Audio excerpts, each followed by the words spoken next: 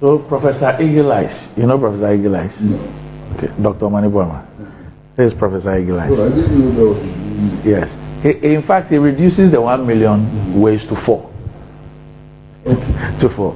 And he has this interesting thing. He says that reducing ballot stuffing, well-trained polling agents, arresting fake ballot papers, activating all body cameras. Simply put, NPP's true strength in Ashanti region has been revealed. Okay.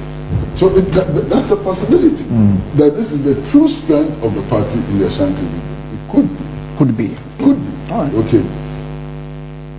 Now, the other thing too, which for me is important, and anybody who has watched elections before and so on knows that election rigging is only possible in your stronghold.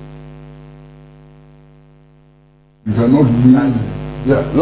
It's only possible in your stronghold. Election rigging is only possible in your stronghold. Okay. So I think that also ought to be a factor that has to play in. But beyond all of this, I mean, yesterday I was listening to some NPP serial callers, like Y2K and so on. And it was clear that they were bitter. Activists of the party were very bitter. This guy is talking about his experience, his child having finished school and looking for a job, and actually had to go and pay a bribe in order to get his child employed. And he spoke about the experiences of many others in the party. So you had a situation where the grassroots to middle level of the party actually felt cheated. And that also must have played a key role, not just in Ashanti, but throughout the country. Then there was the issue of messaging. And some of the messaging, I couldn't believe it. And I was wondering, who's advising these guys? At a time when we were experiencing power cuts, your party decided to use power cut as an election gimmick. Don't vote for Muhammad because in his time there was Jimson. But we are in Jimson now. You understand? And it was so silly, it was unbelievable. My area, Musuku, last night we slept in darkness. And it's not the Mahama era. In any case, why would you go back 8 years ago? Your whole campaign message was traceable to 8 years ago. The assumption then by everybody was that the current situation is so bad that you cannot deal with the current situation and you have to retreat into the past. It didn't help you in any way. Then there were the heavyweights in your party, and there are many heavyweights in the party, who felt strongly that they were being disempowered. They were deliberately being disempowered. A certain cabal within the party was going after them, and so on. That didn't help you. It didn't help you at all. And can anybody give me one good reason, or give the NPP or Ghana one good reason why Chairman Sabusu was replaced and replaced by Fenno Maki? One good reason, just one good reason. Now, if you do this, how can you win elections? You understand? Clearly, somebody like Apia Kubi had been slated for execution, and it's reflected in the votes in his constituency, and so Eugene Entry. How did Eugene Entry lose his seat? You know it. So if you do all of these things, it comes back to eat you up. You understand? And then people in the party who were doing things which endeared the party and government to the public, people were mad at them. Absolutely mad at them. When Mr. Kandapa, for example, made that famous statement about the judiciary and how the judiciary ought to behave in a multi-party dispensation, you saw the knives which were drawn and pointed at him. But that statement was a very popular statement. You destroyed it. He was giving you heads up. You went and destroyed it. How did you expect the election results to go? After misbehaving, how did you expect the election results to go? And then we have gotten into a situation where people actually now believe that the messages coming from you were not true. Because everybody knew that we were suffering from economic collapse. Everybody knew that we were suffering from economic collapse. And yet, your leaders kept telling us how wonderfully the economy was doing. Who do you think you were talking to? Children? Brainless children? No. We're talking to Ghana. They are still telling us that. And you're talking to Ghana. The people you're talking to, some of them understand economics better than you. The people you're talking to, they went to the same schools that you went. The people you're talking to live in the same communities that you live in. How on earth could you have believed that you could come up with this posture and win elections? How on earth could you have believed that you could come up with this posture and win elections? And then the considerations, even for giving people, opportunities and so on. It was so nauseating. And you choose a vice presidential candidate, only because of his tribe and where he comes from. And you're not even hiding it, you're doing it in our face. To the extent that his chief, makes a pronouncement that, look, if you become president and your vice president misbehaves, don't punish him. Come to me and let me punish him for him. And you expect Ghanaians to accept this?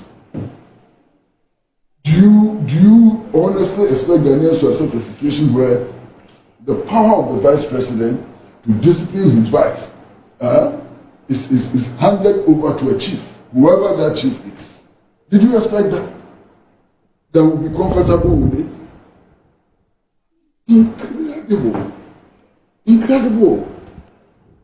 Now all of this developed to the extent the founding members of the New Patriotic Party, whom I had the privilege of speaking to, are so frustrated that we're actually praying that the party loses election so that they can come back and reclaim their party and rebuild it. And I'm sure you've heard about that. Founding members of the party, they wanted you to lose so that they can reclaim your party from what they consider to be a cabal which had hijacked the party. And there are many other reasons why what happened to you happened to you. The fact that important projects would no longer be completed and commissioned and so on. And people were wondering, look, these projects have been built with taxpayers' money. Okay? Why would any government refuse to continue them or to commission them? People could not understand. It was one of the major problems leading to your defeat. The major problems leading to your defeat. And reckless claims. Some of the claims were so reckless, it was unbelievable. Recklessness all over the place. So, there's a certain element of surprise in the election results. I've spoken to my friends in the NPP who claimed that they were actually expecting to win about 150 seats. That when they exceeded 180 seats, there was some surprise element. There were people who actually thought that former President John Dramani Mahama would win first round victory, and that he was going to get between 52 and 53%. It got 57%.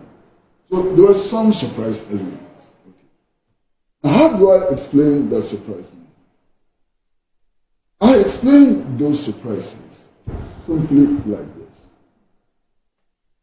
What happened was not exactly the result of a competition between the NDC and the NPP. No. Yeah, the two parties existed and so on.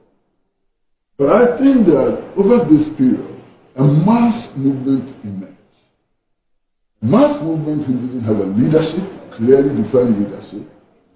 A mass movement who didn't even have a shape. And so, and therefore, it was impossible to see the mass movement and to measure it. And that mass movement was simply the anger of the population, the resentment of the population. A certain section of the population which was so disillusioned about what was happening, it was not talking, It was not holding rallies. It was shapeless. It was leaderless. So when that mass movement, made its statement, it came as a surprise to all of us because we didn't even know that mass movement existed. Now, if you look at the elections, we also find that about 7 million registered voters did not vote at all. I hope I'm right. Yes. About 7 million registered voters did not vote. Now, all kinds of reasons have been given for that. Some claim that they were NPP supporters who, for various reasons, did not vote. Why don't we also consider the fact that the voters register could be bloated? I think the voter register is bloated. You can get this out there. Now, statisticians and those who know, I don't, raise questions about how a country with a population of 32 million people, most of whom ought to be below the voting age, has a voter population of 18 million. How is that possible? So if you have a bloated voters register, you can get this out. But even beyond that, it's also the fact that we don't know who they are. But where were the 5.7 million free SHS people? That's my brother here. As the honorable member of parliament. You understand? That was also a phantom claim. That is easy to know. Because all the political parties, what they did at the polling station was that we all had the register. And we're taking those who had come to vote. So the point is that if you want to know those who didn't come out to vote, it's easy for you to know. Because in my constituency like this, the 14,000 people who didn't come to vote is easy. In fact, we started compiling them. It's easy to know those who didn't come to vote based on the activities at the polling station. Because both political parties, we all have the registers. When you come in, they take. You don't know as of now. No, I'm saying that it's easy to know those who didn't come out to vote. Because all of them are. No, I'm saying that they are all on the register. And so at my polling station, if Randy and Kwesi comes to vote, in fact, we know those who voted and those who didn't vote by name. We know. But Randy, I'm not contesting Honorable's claim that it is possible to know. I'm saying that we don't know now. We do. You know? Yes. In my constituency, those who didn't come to vote, I know. Because the register. And you know the products of the free SHS? Yes, I know. You know? Yes. And in my constituency, as I said, the register was given to each political party, each polling station register. Yeah. And then I have. But does the register profile the people?